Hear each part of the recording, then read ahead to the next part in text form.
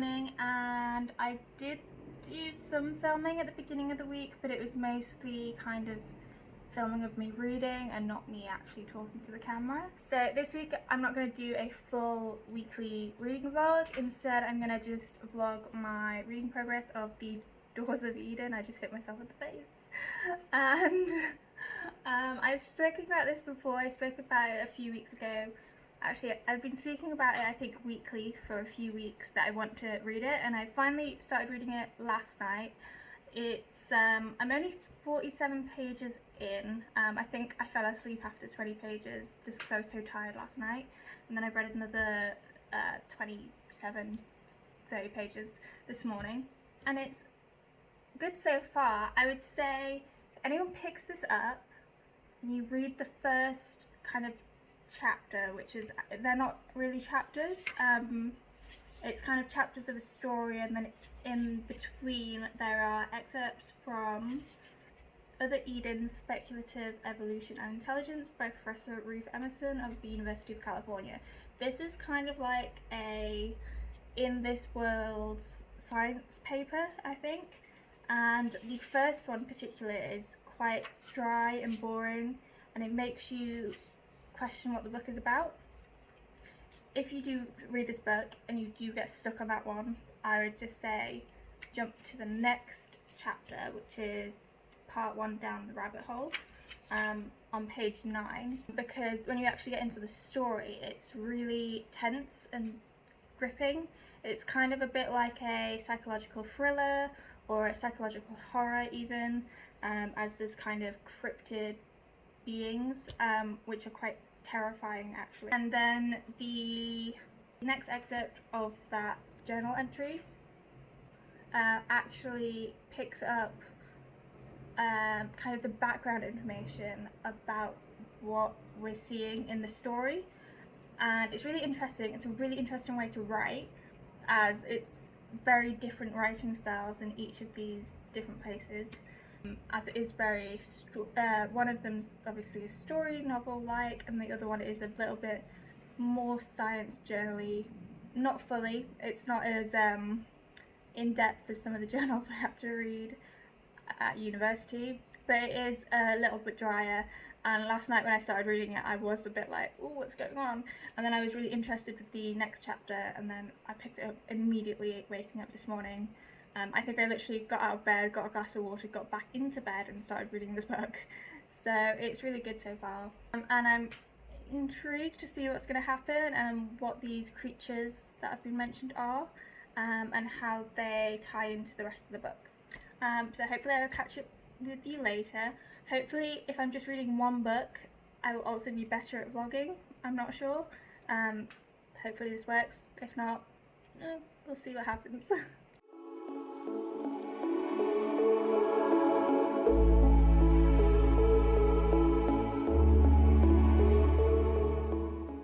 It's now Thursday evening.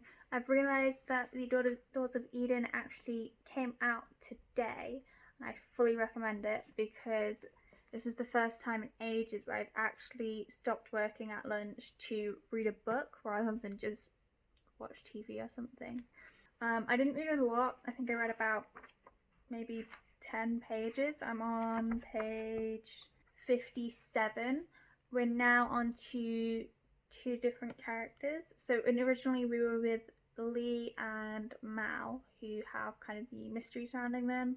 Now we're looking at Julian and Allison, I think it is. Julia and Allison, and they are Secret Service agents, but I believe they're probably going to look into I believe they're probably going to look into the disappearance of Mal at the beginning of the book. I don't know where it's going, but I'm going to go read in bed for a bit now and hopefully find out more.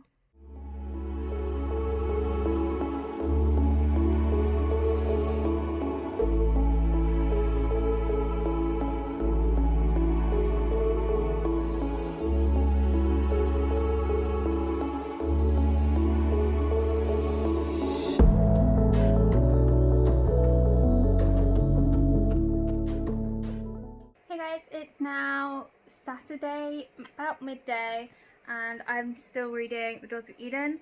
I didn't record anything for the past couple of days or day. Friday was really busy. I can't remember if I started filming on Thursday or Wednesday. Oh, yesterday was so busy, I think in my head it's turned into 2 days. But anyway, I'm now on page 144, The Daughters of Eden.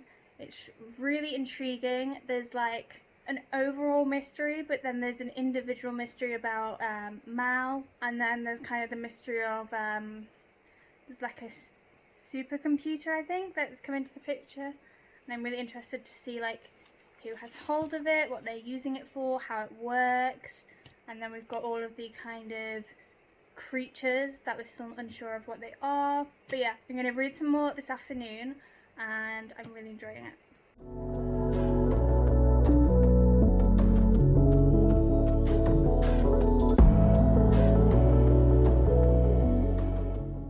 It's now Saturday and I'm still reading The Daughters of Eden.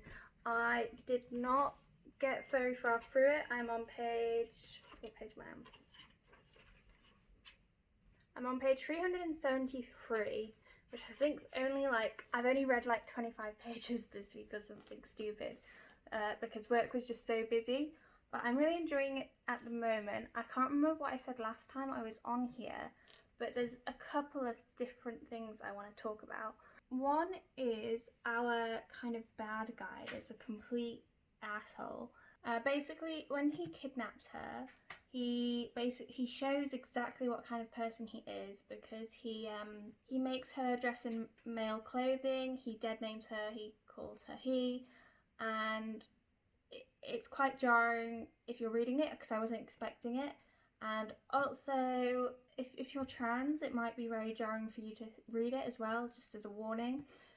However, in context, it's the bad guy saying it, and it's shown as bad, and it's shown as incorrect, and actually the bad guy's kind of minion, who is Lucas, who we follow, even like says like that's an awful thing to do, he's doing it just to try to be an alpha male, and like it is really jarring to read, but at the same time it was condoned in the book, so I'm not sure how I feel about it right now.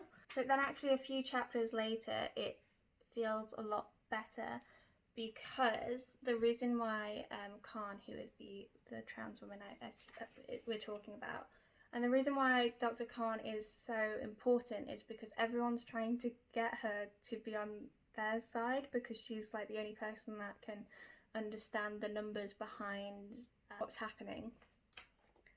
And later on in the book it actually, did I write it down? It's I think the quote, I'll have the quote in my actual review, I'm sure, but the quote is, "Difference is a strength." And the reason why the Nisa, who are a different evolution in this world, are after Khan, separately from this man, are looking for her to join them, because despite the human race being less advanced, but maybe not less intelligent, the reason why they still need Khan to be a part of their kind of operation to save the world or save the universe is that that they understand the need for difference of opinions and upbringings, and they realise that whilst she's been using less advanced technology, the way she thinks and the way she develops her thought processes and the way she sees numbers is so different to what like the top scientists on their side can do, and it actually brings a lot to the table. And they've said like it's not just her that they've brought in lots of different kind of advanced people from different universes, basically different worlds maybe is the better word, and they're all going to try and save the world together, and like we just need one person to figure it out, but you need all that different thought processes in. And yeah, I'm really enjoying that aspect of the book because it's very understandable. It's something I've been reading about in like all of the business books I've had to read for my course as well. And then I think I mentioned last time that it really slowed down the pace of the book, and it has really slowed down the pace, but now our main character, characters Mal and Lee have been recruited again, I guess that's the word, to join back into the fight, I guess. And it's picking up again, and lots of different characters are doing different things, and yeah, I'm hoping there's going to be a big finale that I was expecting from before, but it is quite slow at this point as well.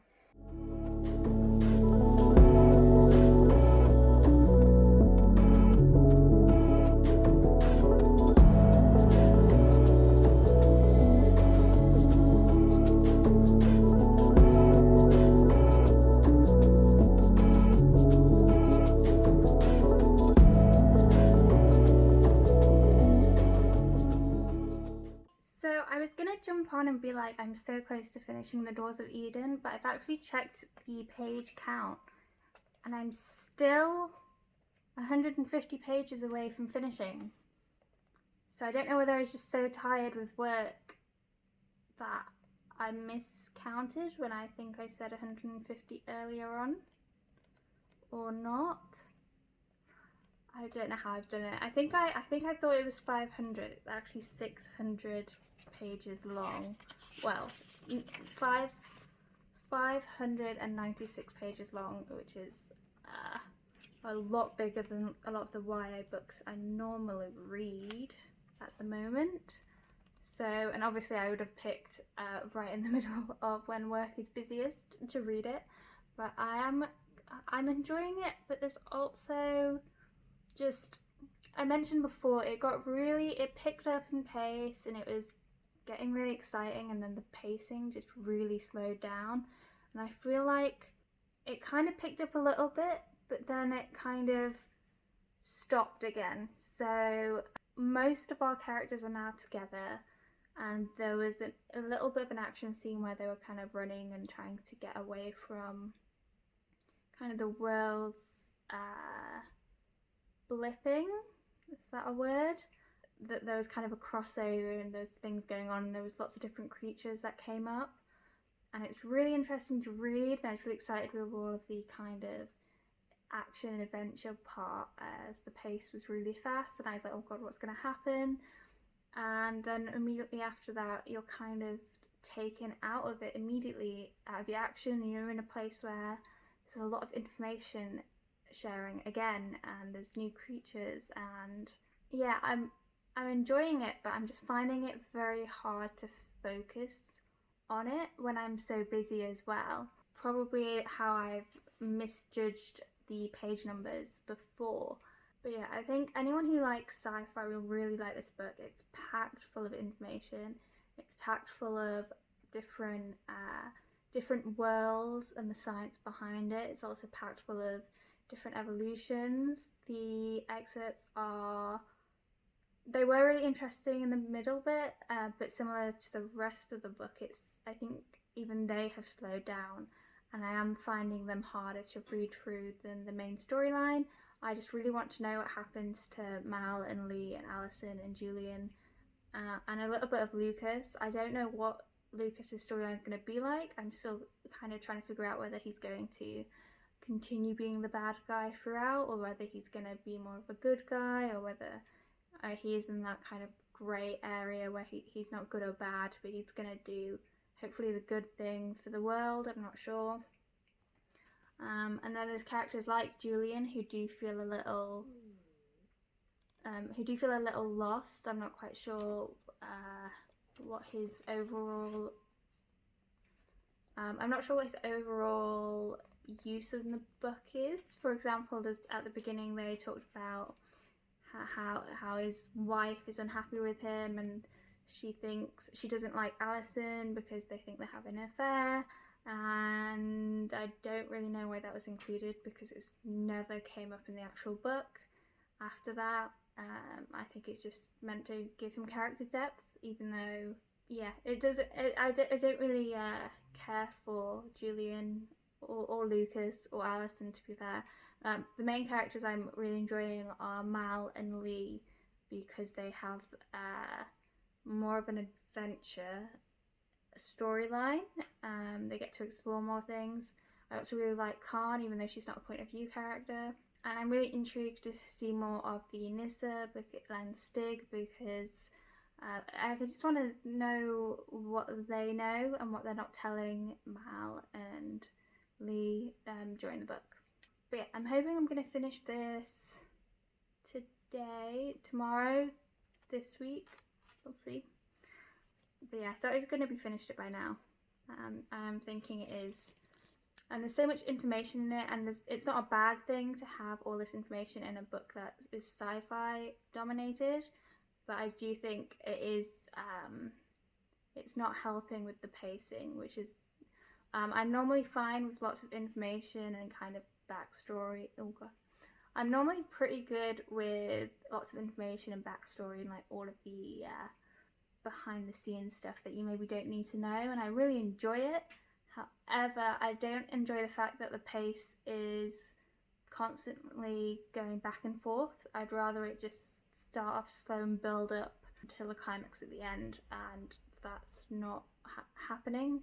I can't see it happening properly. Hopefully by the end it is a kind of a good ending as well.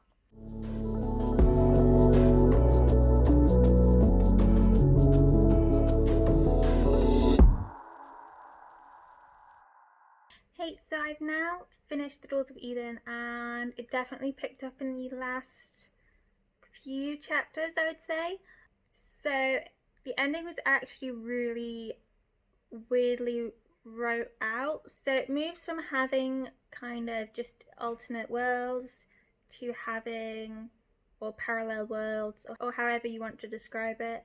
And it kind of talks about how there's multiple different timelines, and the world that was making all these, or the original branch of the tree, was making lots and lots of different ones, and it was doing this in order to try and gain more information for the people in the timeline in order to stop it from dying and stop the universe from ending.